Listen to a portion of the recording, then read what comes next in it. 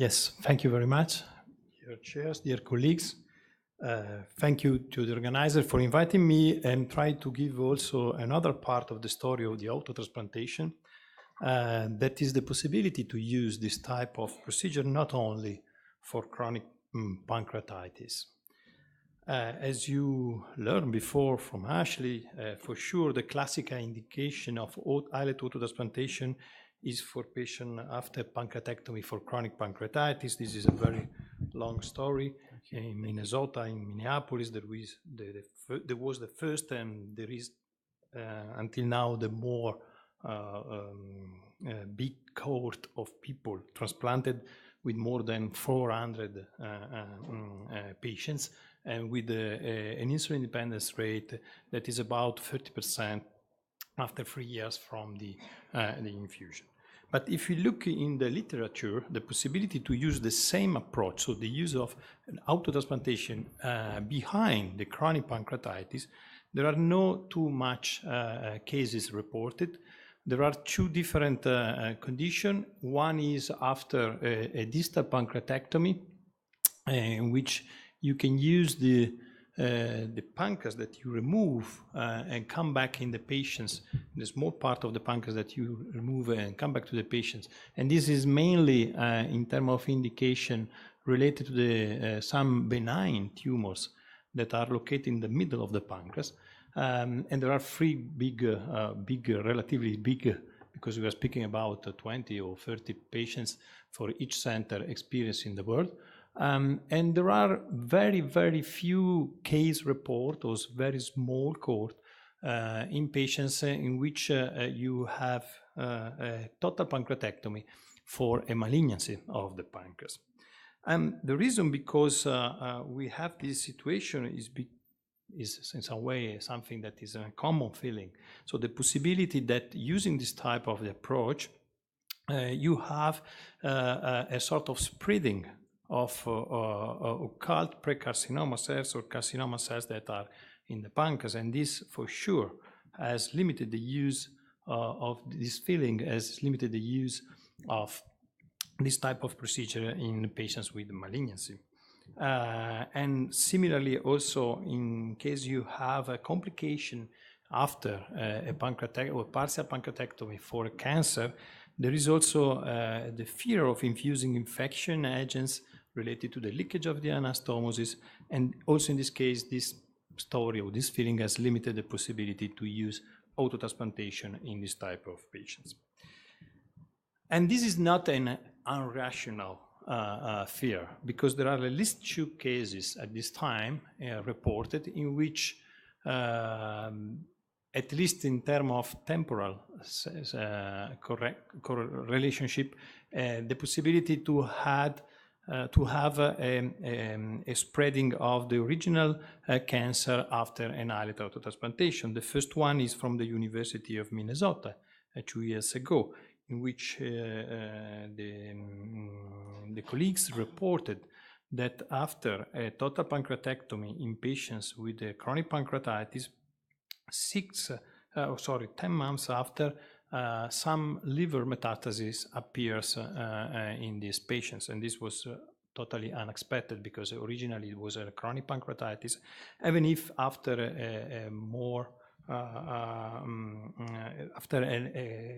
a clear evaluation of the pathological samples of the original pancreas, they were able to identify some pancreatic intraepithelial neoplasia in the pancreas, suggesting that probably there was something more than chronic pancreatitis in the original pancreas. On the other side, there is another more recent cases in which there is this type of situation. So a patient that was pancreatectomized due to an acute necrotizing pancreatitis in the setting of the papillary cancer, and 6 months after, they used the autotransplantation, and 6 months after there was a spreading of the disease, including also liver metastasis. So the question is, how really is the risk to have this type of spreading of the tumor cells from a pancreas in a patient with malignancy? So it's very difficult to modeling this type of the risk. We try, for example, using this type of model in mouse.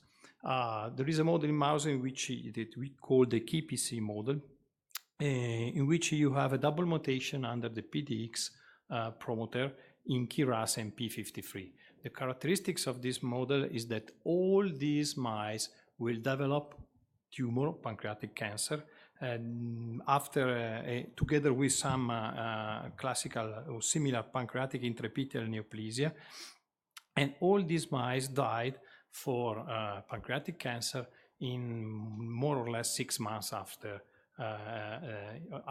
their life. So this is a very aggressive genetic-driven model of pancreatic cancer.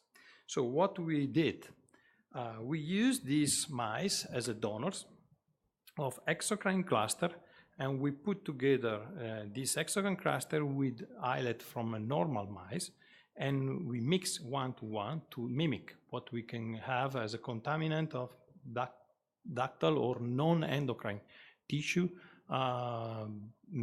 with a high potential of a tumor transformation.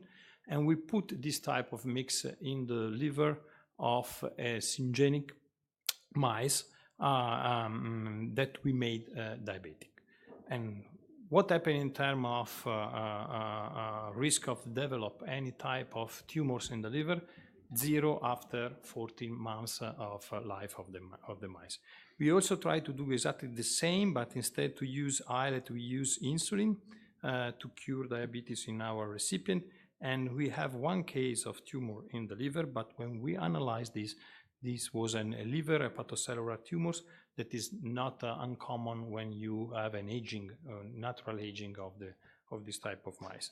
And we also use islet from these KPC mice, pure islets, and again we have any evidence of tumor development in the liver. So the take-home message is that when we start with a tissue that originally has a genetic-driven risk of 100% to develop tumor, and we transfer in the liver using endocrine or endocrine plus exocrine tissue, this risk appears to be really no present. And this was already published. Similarly, last month, the colleagues from Lille also published this type of alternative model, but with the same result and with the same aim. So they try to understand which is the risk to have the spreading of occult cancer cells from pancreas removed from patients with pancreatic cancer. And they take the cells from the part of the pancreas in which there is the tumors, and from this part of the pancreas in which the tumors was not evident, at least by the imaging techniques, and they transfer this type of tissue after the isolation in non-immunocompetent mice. And what they see is that 100% of the tumors grow in this using this part of tissue, while 0% of tumor grow when you use this. So at the end, this suggests that even if the risk is potentially present, this seems to be really very, very, very low. And this allows in our center to start what we call the Milan protocol, so the possibility to candidate to the autotransplantation also patients bearing malignancies. More or less, this is a summary of what is new in our approach.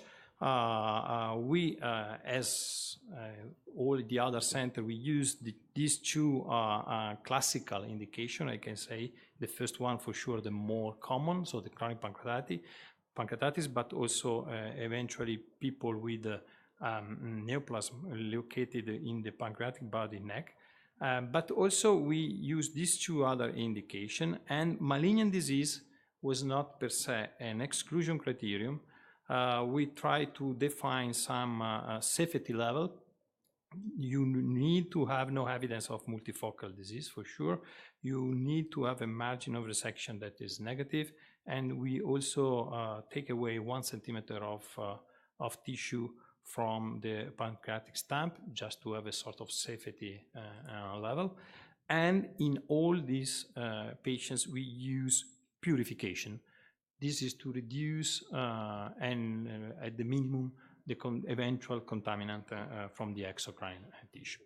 And using this type of approach, we were able to see that you can really apply this type of approach also in patient bearing malignant tumor from the pancreas.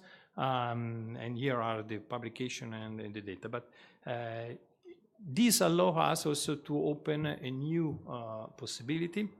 And I want to show you this midterm analysis of this randomized trials that we are performing in Milan. The question that we asked was, can total pancreatectomy with islet autotransplantation be an alternative to the pancreatic duodenectomy in patients at very high risk of complication of the pancreatic anastomosis? So we decided to take in consideration in patients in which you have a pancreatic disease at the level of the head, and we studied these patients with a radiological study, could be MRI or CT, and if we have a duct that is less than 3 millimeters, we take in consideration the possibility to recruit these patients in these randomized trials. And what happens when you have a small Wilson duct? You recruit these patients. The surgeon during the surgery procedure confirm the pancreatic duct that the pancreatic is small. Confirm also that the pancreas is a pancreas with a soft tissue that increase the risk of leakage of the anastomosis. And at this time, we decide to randomize the patients or with the pancreatic duodenectomy, classical surgical procedure, or a total pancreatectomy with islet autotransplantation. These are the numbers that we have in the midterm analysis. 56 patients were recruited. 21 go out from the randomization, before the randomization, because during the surgical procedure, the surgeon classified not at high risk for the leakage of the anastomosis, and the other were randomized 18 versus 17 in the two groups. These are the characteristics of the patients, more or less are really very similar for many clinical and parameters. One of the other criteria of inclusion was that the patient is not diabetic as a starting point. So they have all a good glucose control. The only difference is the age in group B, so the patient with the total pancreatectomy with an islet autotransplantation for in this small number can happen. They have more or less 10 years more age than the other one. This is the basal diagnosis of these patients. More or less 80% in both groups of these patients were with malignant disease, mainly periampullary tumor, but also a small percentage of pancreatic ductal carcinoma and neuroendocrine neoplasm. And there are also some patients with less malignant, I can say, situation or borderline situation. But in any case, any difference between the two groups. The primary endpoint were postoperative complication classified as using the classification of the surgical complication, and this is the result of the midterm analysis. As expected in some way, patients with total pancreatectomy and autotransplantation had less complication, both the low grade and the high grade.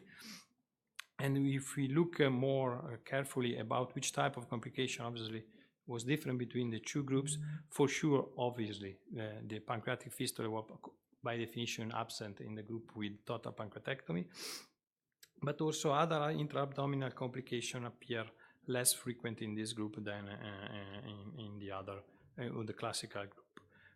As expected, we also have a little bit more complication related to the islet infusion that includes some one case of portal thrombosis and some bleeding from the liver that can happen when you infuse in a percutaneous transhepatic approach the islet in these patients.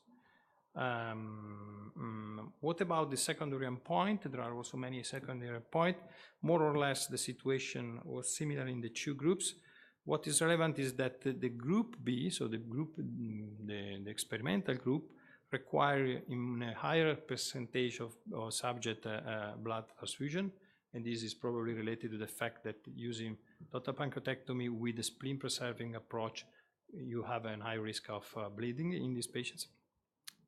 But at the end, there is a significant reduction of the hospital stay of these patients, at least in this midterm analysis. What about the overall survival of the patients and disease-specific survival? This is a very hot point because obviously this is the major, one of the major endpoint. In red are the people with total pancreatectomy and islet autotransplantation. In black, the patient with the classical partial pancreatectomy. At this time, there is no difference by the statistical point of view. We have in a midterm analysis. The median follow-up is 3 years, but there is clearly a trend to have a little bit better survival and disease-specific survival for the patients with total pancreatectomy. And this is, you can do some preliminary analysis in terms of hazard ratio, and both in the malignant and non-malignant subgroup, apparently, even if you correct for sex, age, and the presence or not of the malignant disease, there is a protective, at least as a trend, hazard ratio for the total pancreatectomy. What about the oncological follow-up? This is only for the patients with malignancy as a starting disease. The patient with malignancy as a starting disease. We have this type of situation. There is no significant difference at this time, but there is still a clear trend to have a little bit more positive prognosis for the patients with total pancreatectomy and islet autotransplantation. Just to give you, this is, if you look at the disease-free survival of the two groups, in black again, the traditional group, in red, the total pancreatectomy with islet autotransplantation. At least in terms of trend, there is a clear trend for the total pancreatectomy and islet autotransplantation. And even if we correct from many, what we can call clear risk, factor risk for the disease progression after the surgery, again, in red, you have always a trend to have an hazard ratio that is protective for the total pancreatectomy and islet autotransplantation. What about the endocrine output of the two groups? For sure, patients with total pancreatectomy and islet autotransplantation have a bad position in terms of diabetes-free survival, insulin-free survival, and beta cell function survival. That means that if you remove all the pancreas and you put back the islets, still you have not the same performance as to have the distal part of the pancreas in your patients in terms of risk of developing diabetes. But if you look at the control of this diabetes, in any case, you have not so bad control because the median of the glycated hemoglobin in the group is, even if they are more diabetic, is less than 7.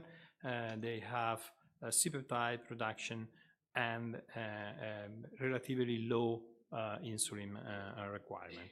So the conclusion is that at this time is a midterm analysis. We have few cases, so we have to wait the final answer. But at this time, we can conclude that the people that had this type of approach has less postoperative complication and shorter postoperative hospital stay. Is safe. Yes, the trend is to have a better overall survival, disease-specific survival, progression-free survival for malignant disease. That doesn't mean that is better at this time, really better, but if the fear was that was worse because you have more tumor recurrence, this is not the case for what appears at this time. We pay something about this. At this time, we have an either higher incidence of post-surgery diabetes and insulin dependence after this type of approach. I want to thank all the people involved in this project. That is a very multidisciplinary project that includes surgeon, pathologist, radiologist, expert of beta cell biology and all the competence that you need for this type of approach. Thank you. Perhaps 1-2 brief question will be okay, because we running a little bit short in time, but we do like to give you guys a chance to ask questions. If not, may I take the chance? Please. Okay. So what is striking is that you seem to have a better overall survival in the patients who underwent total pancreectomy. Why do you think this is? Did you analyze the proportion of patients who were able to complete adjuvant chemotherapy after transplant in both groups? Could that be the difference? Not yet, but this is, in my opinion, the best justification of this trend. The idea is that after you have a good performance at when the patient was dismissed by the hospital, because you have no catheters, you have no fistula, even if at low grade, but in any case, this can prolong more or less the time before having the chemotherapy. And in any case, the overall performance of this patient appear better. I'd like to ask whether or not you have any difficulty obtaining consent from your patient, and what do you tell them? Because it seems to me that if I try to get a consent from my patient in the state, likely than not, if I tell them there is a small chance of malignancy transmission, they probably would not sign a consent. This was also a discussion with the ethical committee before the discussion with the patient that we had. The point is that if you believe that there are some cancer cells in the part of the pancreas that you leave in the patients, the question is why you don't remove. Well, you know, we all know that we have done total pancreatectomy, and at time in OR they tell us, well, the margins is clean. And next day you go back in and do completion pancreatectomy, because we are not godlike. No matter how careful you are, you will leave some tumor behind, and that's why we get some kind of local recurrences. But the point is, if you think that the tumor is multifocal in some way, so you have foci of tumors in the other part of the pancreas, you should remove. Why you leave there? So the question is, we don't know at the end, which is the real risk for having this type of spreading. But the point is, in any case, you have this risk even if you leave the pancreas there. You have a risk to leave some cancer inside of the pancreas. Okay, so it's ongoing debate. Thank you very much, Lorenzo.